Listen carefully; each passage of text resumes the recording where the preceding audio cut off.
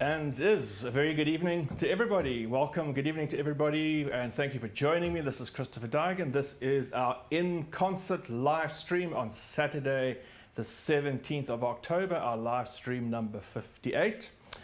And tonight's in-concert session is going to be a very exciting one. I think it is going to be a very unique and very enjoyable program, I hope for me. And I hope it to be enjoyable for you too. And I'll tell you about why that is so in a minute.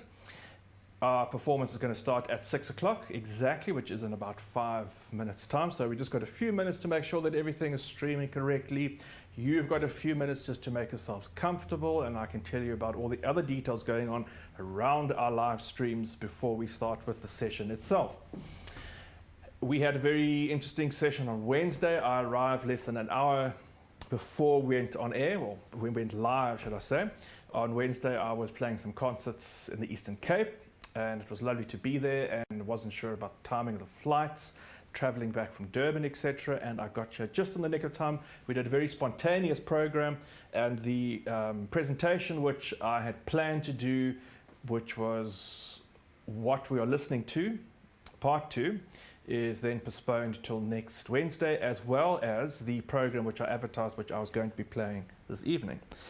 And instead of the selection of music by Ravel and Rameau and various other composers that I said I was going to play, I'm going to postpone that for a week, and I'm going to play a mainly Beethoven program for you tonight, almost all Beethoven program. And the reason behind this, the reason for this is quite simple. In fact, I have been advertising a number of live stream details, saying I'm going to play this and I'm going to play that. And I decided this all about 3 or 4 weeks ago, of course. The matter of the reality of the situation is that this week I have been playing a completely different program in live performances, and I'm playing it again tomorrow in Durban at the Jewish Centre tomorrow afternoon. That's Sunday, the 18th of October at 3 p.m. at the Jewish Centre, and then also at the Tatham Art Gallery in Pietermaritzburg next Sunday, the 25th, also at 3 p.m.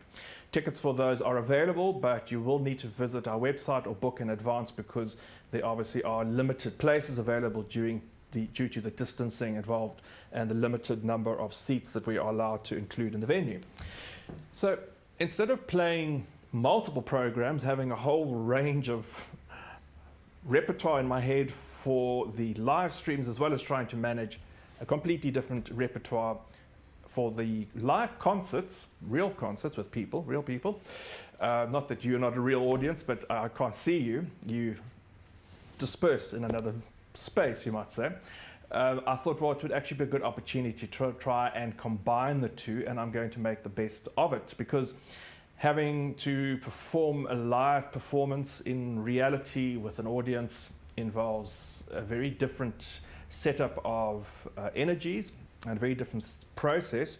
And in fact, these are programs that I really have worked on a lot and practiced a lot, and when I'm ready, I then bring them out to the public, whereas the live stream sessions, I'm under pressure to produce something twice a week, and so whatever goes, whatever I can barely produce or manage in my fingers is what I'll play. So I thought, well, what a great opportunity to use the live stream as a showcase for what I can do when I've actually prepared properly and practiced. Isn't that a good thing? So tonight I am going to play one of my favorite pieces for you by Beethoven, and that is the Waldstein, the Sonata Opus 53. It's a piece of music that I've played already, as I say, twice this week. I'm working on it still for tomorrow and next Sunday, and I've been playing it for about 20-something years. It's always a huge challenge to play, but it's a very, very exciting piece, and I'd like to be able to share that with you tonight in this evening's program. And to complement that, I'm going to play other music by Beethoven, and the program might be slightly shorter than it normally is. Beethoven's very intense music, but it's very dramatic, very filled with energy, and I'm sure you're going to enjoy it. And of course, this year is the 250th anniversary of Beethoven's birth. Beethoven born on the 16th, or some people say the 17th of December in 1770. That's 250 years ago. And I'm sure around the world people were planning festivals. I certainly was planning festivals and programs and series of sonatas and chamber music all around Beethoven's music, and of course we've had no concerts whatsoever. It's all been completely overshadowed by this rather tricky situation that we find ourselves in. So Beethoven, it is going to be a great opportunity. Beethoven tomorrow and also on next Sunday in my live concerts, and I thought it'd be a great opportunity to bring you that music this evening. So it has just gone 6 o'clock. Welcome if you're joining us now. Christopher Daigan coming to you from my home on Saturday, 17th of October, our in-concert session. This is Saturday evening program of classical music, and I'm playing a mostly Beethoven selection for you tonight. I'm going to start off with a very brilliant piece from the first movement from the Sonata Opus 22. Beethoven at this point is absorbing all the ideas from his composer teachers, Franz Joseph Haydn. He has emulating the ideas of Mozart, who he's heard, the music of the time, but he's also doing it very much with his own stamp, his own personality. This particular Sonata, Opus 22, when Beethoven completed it, he thought that it was his best, most perfect composition up to that point. And it's not a piece of music that we hear that often. It's very exciting, it's very straightforward, but it hasn't got anything of the very unusual and gripping titles or the very imaginative or daring nature of some of the other great works that Beethoven went to compose. But nevertheless, a wonderful piece of music. So this is the first movement, Sonata Opus 22 in B-flat by Ludwig van Beethoven.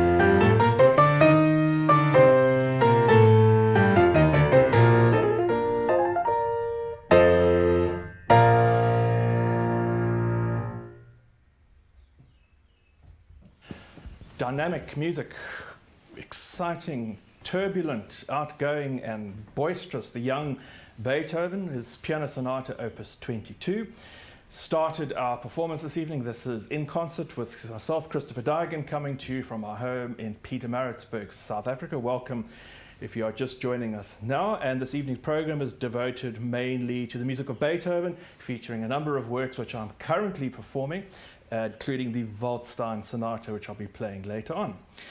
As I was playing, I could hear the door open in the studio at the back, and I could hear, no, not you. Oh dear, here's Lucy. What are you up to? Here's Lucy's making an early appearance tonight. Come on, Lucy. Here we go. Here's little Lucy Lou. Here's Lucy. Lucy's always, oh yeah, you're loving the scratch on your chest and your tummy. Lucy's had dinner. They have been fed. Lucy's having a jolly old time. Frida's back from the hospital. Frida came home from the hospital after her spinal surgery on Friday and is making very good progress. Are you pleased to have Frida back? Here we go. Off you go.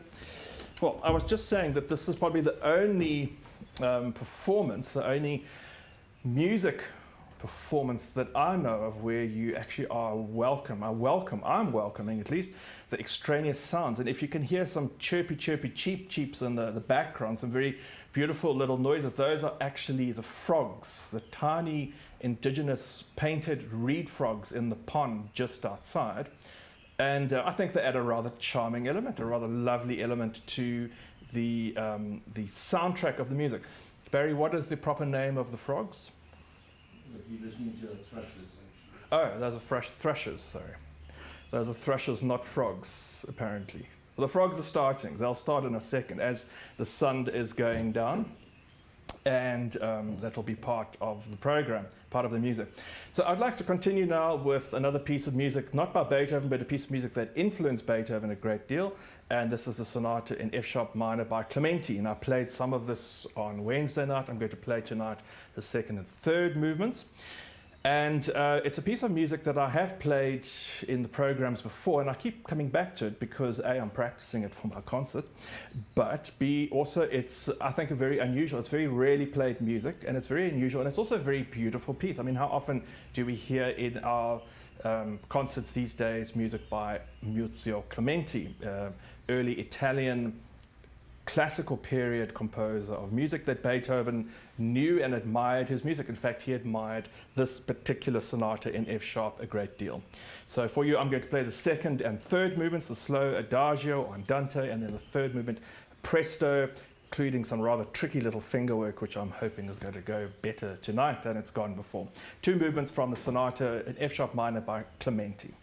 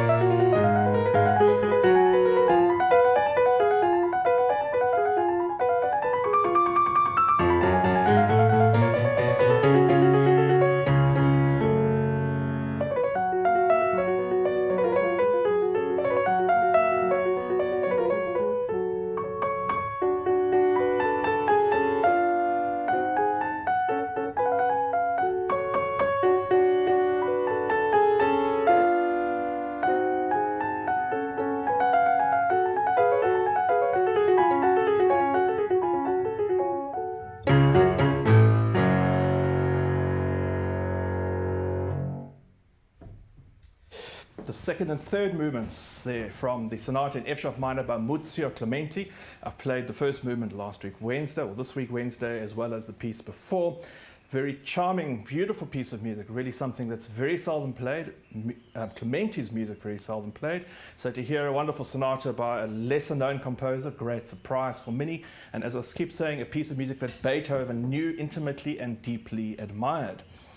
As a moment in this evening's program, I'm going to play one of Beethoven's most celebrated melodies, beautiful composition that I'm sure you all know, and that is the second movement, the Adagio from the Sonata Pathétique, Opus 13.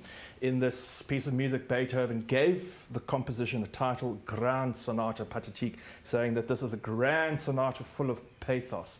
It was a new idea. Rather than music being elegant and charming and pleasing, he was trying to say, hold on everyone, I'm playing something that has great drama.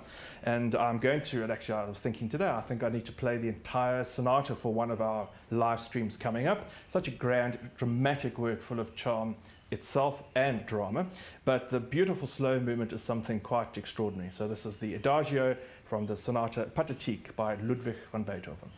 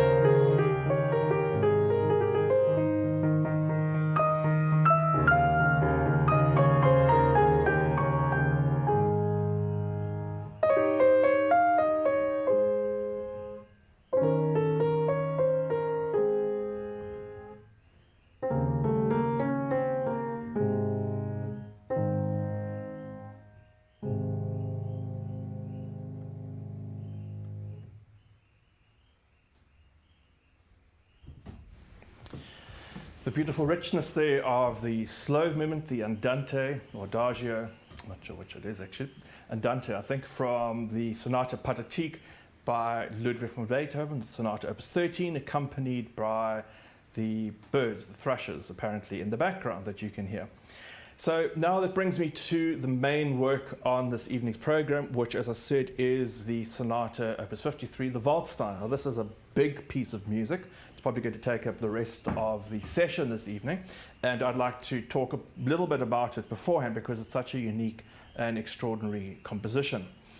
We find this piece of music, Opus 53, falls in the middle of Beethoven's sonatas. So the sort of conveniently Beethoven's works, compositions fall into three categories or three periods: early, middle, and late. And the sonata, the Waldstein, is typical of the middle period works, where Beethoven is inventing new ideas and trying to bring together musical concepts and musical structures and a framework that is purely his own, and is really trying to find the most powerful and most extraordinary, intense way to express his music.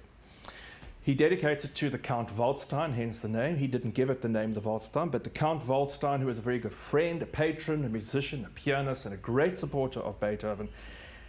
I think the relationship and the feeling that Beethoven has towards the Count is reflected in this music. It's incredible optimism, it's joy, it's excitement. There's hardly a grey, stormy cloud in this entire composition. It's full of bristling energy, full of clarity in the fingerwork. There's none of this turbulence, this undertone of terror and torture that's hiding in the background with so much of Beethoven's music, which is a bit of a stereotype, but certainly this is completely full of exuberance and brilliance. And so often in this piece of music you'll hear patterns bubbling at the bottom of the keyboard, low range of the keyboard and then bubbling up. There's a lot of upward motion, a lot of movement from the top to the bottom of the keyboard entirely again and again. And this uplifting optimism is really what gives the music such extraordinary power and depth. Certainly in the first movement there's a lot of brilliant excitement, bristling hymn-like melodies, and then a beautiful anthem. And the middle movement Beethoven composed, first of all, composed a movement which he didn't like, and he later expurgated that. He decided, I don't think that's going to work here, and he published it as a separate composition and changed the middle movement to a short introduction, which is incredibly mysterious. It's almost hardly music. It's a few sounds and a few moments of mystery here and there, and it leads directly into the third movement, which is a unique and extraordinary moment, sometimes in certain languages referring to the sunrise. It's the name of the sonata is, instead of being the Waldstein, in some languages is called the sunrise sonata, because in the third movement this beautiful melody starts out in the most tranquil, extraordinary, peaceful, natural way, and is repeated again and again and explodes into great energies of light and exuberance. So Beethoven in the last movement is capturing an extraordinary range of color and an extraordinary range of moods and emotions from the simplicity of this kernel, this beautiful melody, contrasted with stormy passages, and he finds his way back and forth, this melody repeating itself again and again, until eventually the whole movement explodes. The music and the pace doubles and triples in speed into the fastest possible brilliance that Beethoven can write at the piano of his time. The early stages of the piano, still a quite gentle, delicate instrument, not the great monstrous steel-framed piano that we have today. And I think that something of the exuberance and the brilliance that Beethoven composes in this music, and that he composed for the piano, I think part of the idea that the piano couldn't cope, the music was composed beyond what the piano can do.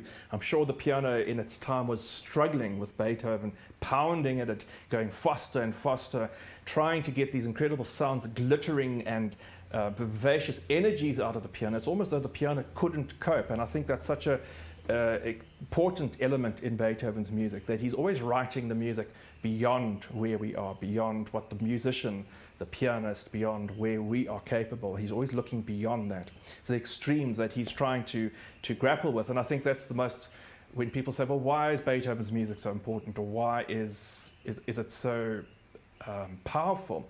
And I think because Beethoven, in every piece, but in so many positive ways in this piece, expresses so many ideas, so many emotions and moods that we see in ourselves, that we understand and we recognize as our own, but he always then manages to resolve them. He always produces them and manages to conclude the music and resolve these and combine these moods, combine these ideas in such an incredibly logical and structured way that it somehow soothes our own understanding of ourselves, which I think is quite true, actually, as I say that. So this is the sonata, the Waldstein, Opus 53 in C major. There's a single movement to start with, a short introduction that leads straight into the third movement, and then a final prestissimo as fast as you can, exploding coda to end the piece of music.